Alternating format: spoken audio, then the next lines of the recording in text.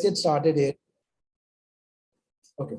Now, the case study is about trade in New Zealand, right? So extract one says terms of trade down again, but the view is positive, right? So terms of trade is declining, but the view is positive. So let's see what this has to say. New Zealand terms of trade declined 3.2% from June to September 2012.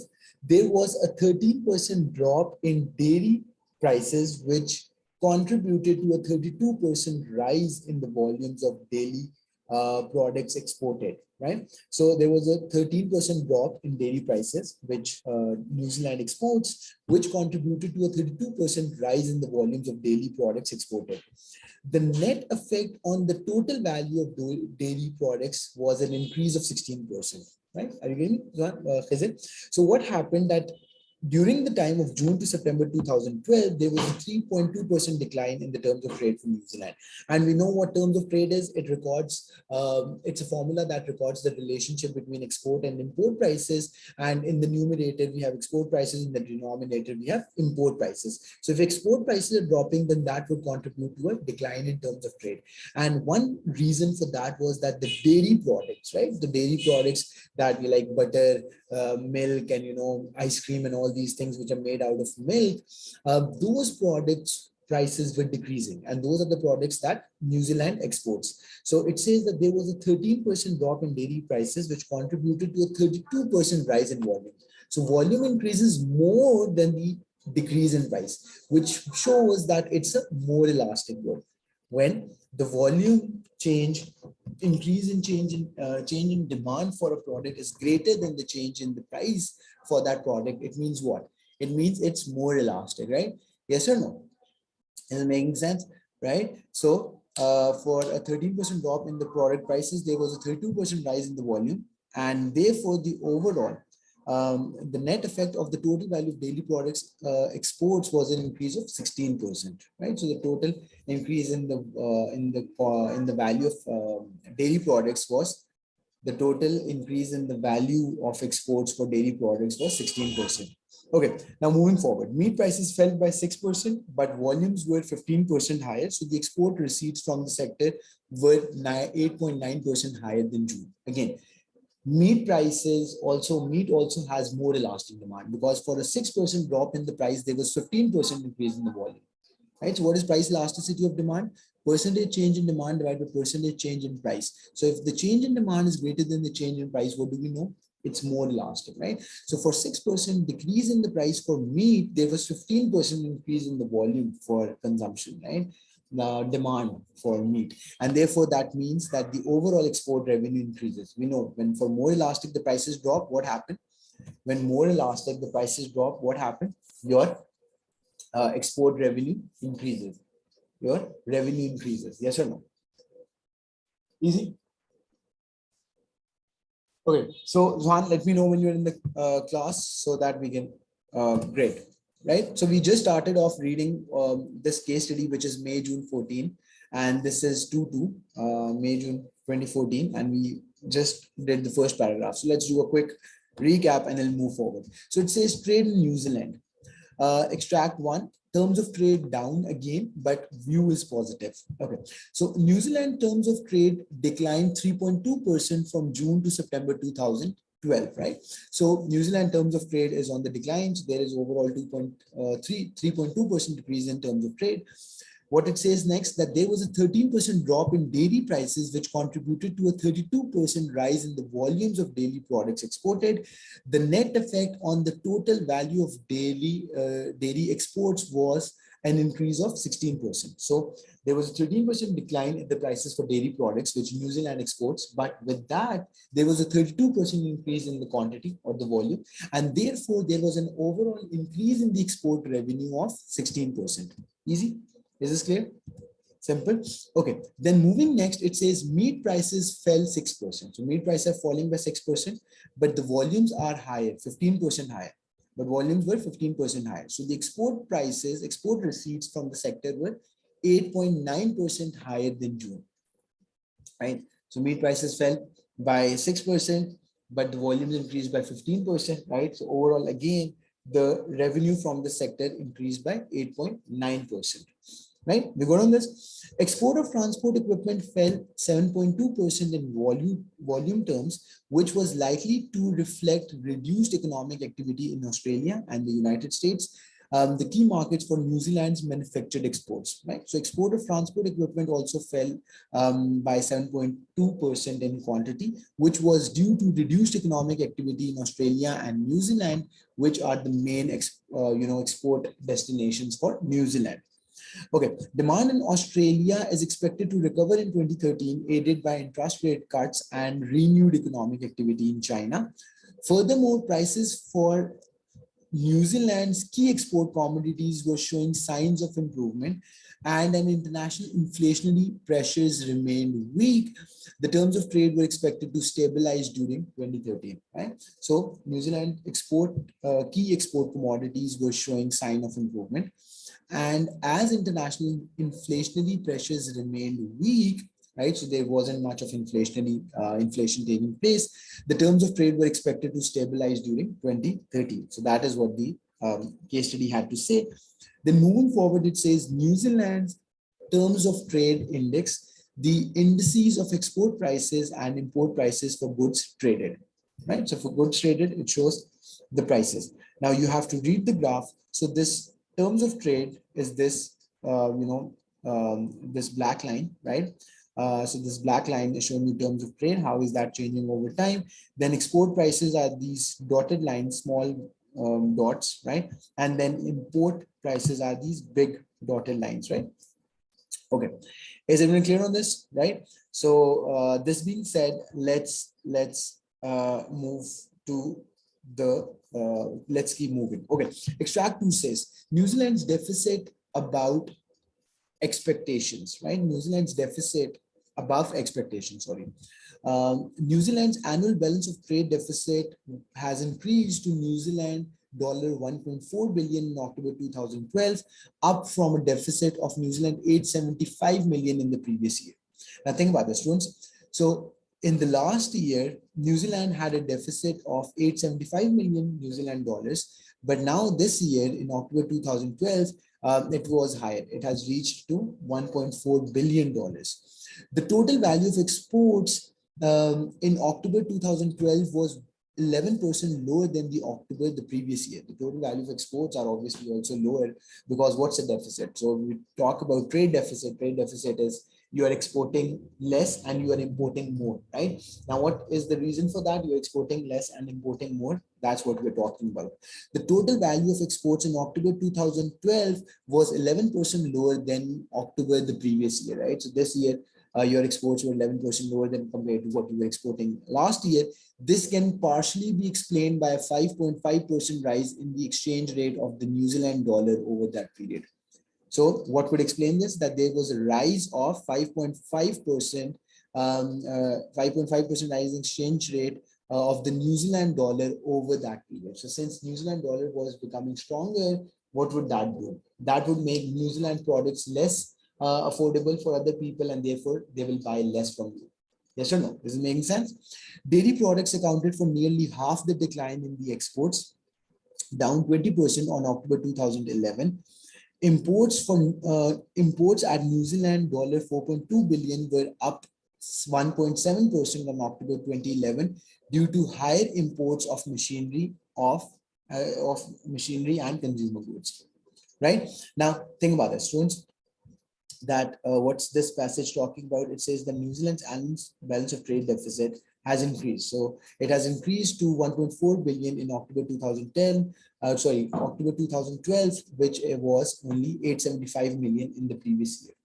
Then it says the total value of exports in October 2012 was 11% lower. So this year you are exporting 11% lower compared to what you were exporting last year. Right? This can partially be explained. So what was the reason for reduced exports? So the reason for that was, one reason for that, not the entire reason, one reason for decline in exports was that the New Zealand dollar is appreciating. It's becoming stronger. So there has been a 5.5% rise in the exchange rate of the New Zealand dollar over that period, right? Now, then moving forward, dairy products accounted for nearly half the decline in exports. Right, so dairy products accounted for almost half the decline in exports, down 20% on October 11, down 20% October 11. Imports at New Zealand 4.2 billion were up 1.7% on October 2011 due to higher imports of machinery and of consumer goods. Right? We good on this? Higher exchange rate. Perfect. Correct. Now let's move to the question, students. Is everyone clear on this? So this was a case study that we just read. So we'll now move towards the questions. All right, just give me a minute. Let me write down the name of the exam. So this is May, June 2014, and this is 2-2. Right? Okay. Now, the first question, right? So the first question says, describe the change in New Zealand terms of trade from June 2011 to September 2012, right? So the first question, student, says, describe the change in New Zealand terms of trade from June 2011 to September 2012. So let's go to the graph that we have. So June 2011, where's June 2011? Students, have a look at this. So this is June 11, yes or no? So this is June 11. So your terms of trade was almost 130, yes or no? Your terms of trade was almost 130 in June 2011. And then in September 2012, where's September 2012? So September 2012 is over here. Your terms of trade deteriorated and it decreased from almost 130 to almost 115, right? To almost it declined, right? So since it is for 1 mark, that's very good, observation, present. So since this is for 1 mark, you don't need to do any calculation. And since it talks about, the change, so you will say that the terms of trade deteriorated, because we know the higher the value of terms of trade, the better it is. So in June 2011, it was 130. And then by September 2012, it declined to almost 115. So it declined, it decreased, and we know that decline is bad. So therefore, we would say it declined, which is harmful. So there was decrease, decline, or decrease, or deterioration, countries' terms of trade, not beneficial, obviously. Right? We go on this, students. Can we move on? Okay. Then the next question here says, with reference to figure 1, account for the change that you have described. With reference to figure 1, account for the change that you have described. Okay. Now this B part to this question says that what explains why this happened? Yes or no? Right? With reference to figure 1, account for the change that you have described. Right? So why this change happened, that is what we're expected to explain. Now think about this, ones. So in June, can you see my screen? In June 2011, the terms of trade, this was June, right? In June 2011, the terms of trade was 130. And this much was your export index, right? In export prices index, which was around 120 points, right? And your import index was almost somewhat a little higher than 90, right? Your import prices were a little higher than 90 index points, whereas your export prices were around 120 index points, right? Now, then what happened? Your export prices declined significantly. Your export prices declined from 120 index point to almost 105 index point, right? The decline from 120 index points to 105 index points. Yes or no? Your import prices also increased slightly, but your import prices also decreased a little bit. Why? Because if you can see in June, so your export prices were a little higher than 90. And then by September 2012, your import prices came to 90 index points. Yes or no? Export prices fell. This caused decline in the terms of trade. And so the decline in, you can also do the calculation. In fact, I think calculation would really help in this case, right? Since it's for 2 marks.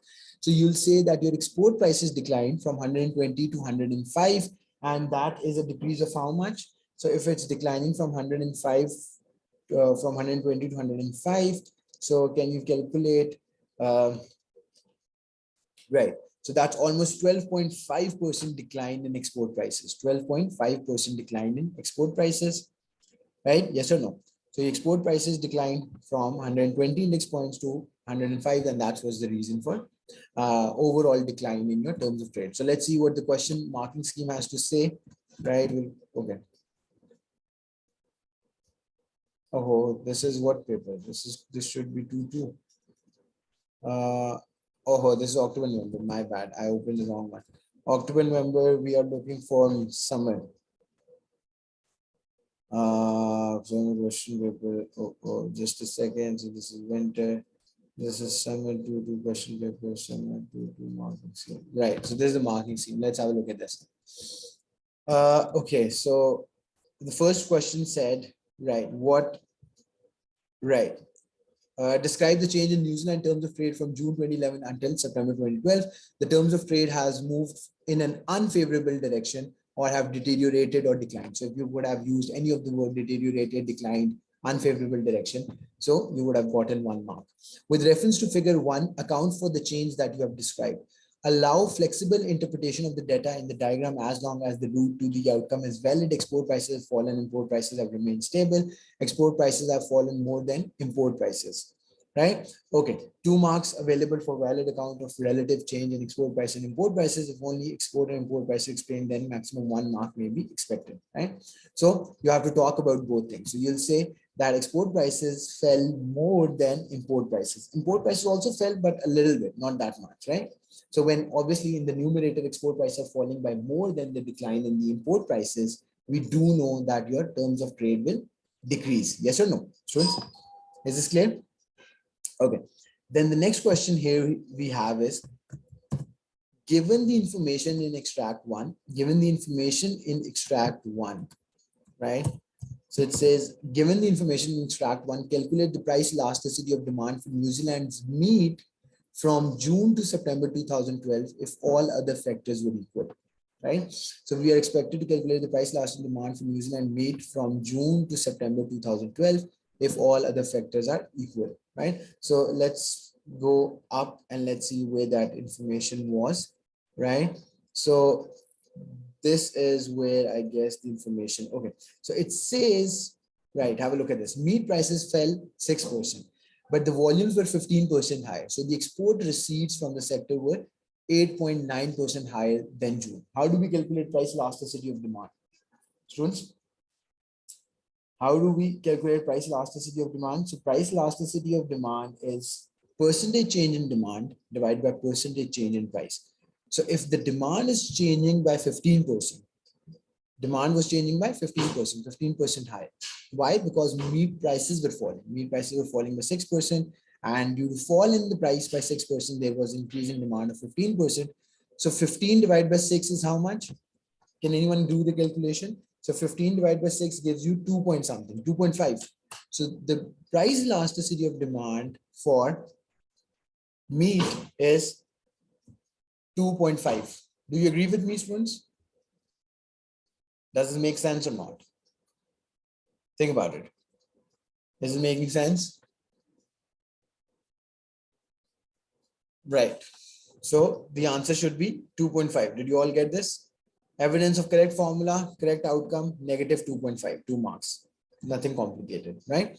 Okay. Next we have explain why receipts from meat exports rose despite the fall in the price for meat. That's a very simple question, students, right? So first, they asked you to calculate the price elasticity of demand. Next, they are asking you why receipts from meat exports rose despite the fall in the price of meat. So even though the price is becoming cheaper, as we saw, let me show you one more time, the price for meat fell by 6%, meat price fell by 6%, but volumes were 15% higher. So why would that lead to an overall increase in revenue? Can anyone of you tell me? Right? So students, what happens? When price is falling, right, and the demand is increasing by more than proportionately, when due to any decrease in price of the product, the increase in demand is more than proportionate. What does more than proportionate means? That demand changes by more than the change in price. So price only fell by 6%. Price only fell by 6%, but the volumes rose by 15%. So you can just think about this. If each meat, each kg of meat was $100. Let's assume initially if each kg of meat was $100 and previously you were selling 100 kgs. So 100 times 100 was 10,000. Yes or no? 10,000 was the total revenue. Now meat prices fell by 6%. So there has been a decrease in the price from $100 per kg to $94 per kg. But corresponding to that change, if the quantity is 15% higher, which means that now instead of 100 kg, you are selling 115 kgs. Now instead of 100 kg, you are selling 115 kg. So 115 times 94 would be a bigger number. It would be a bigger number compared to 100 times 100. Yes or no? Because one quantity is increasing by more, the demand is increasing more proportionately, more than the change in the price, and overall the revenue increases. As we know, it happens in the case of more elastic.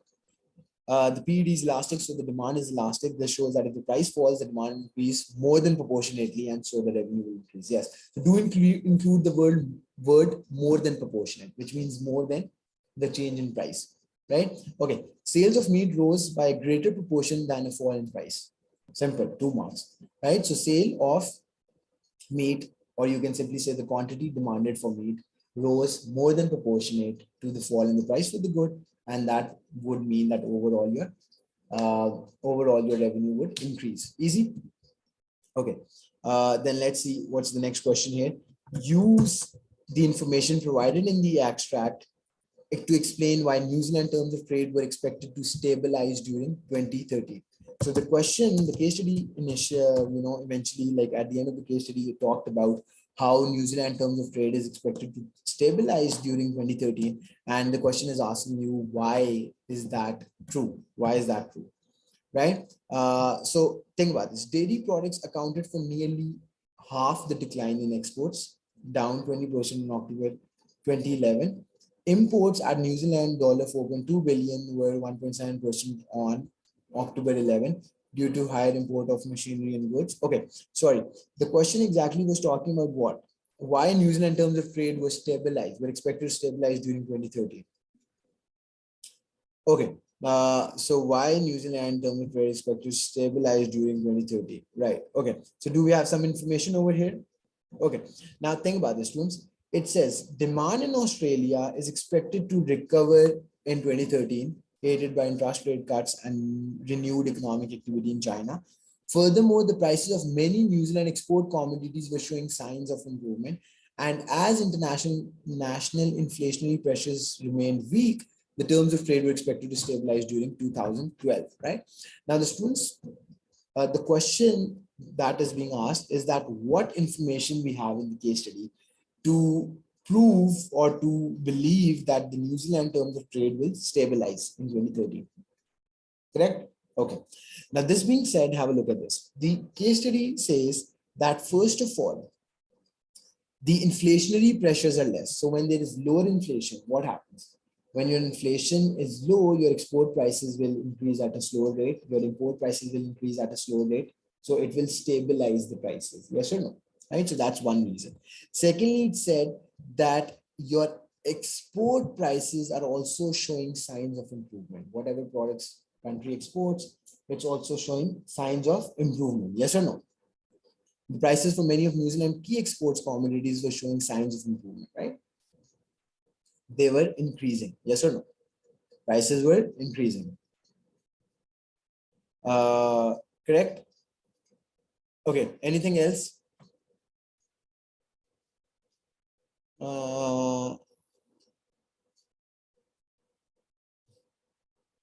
Right.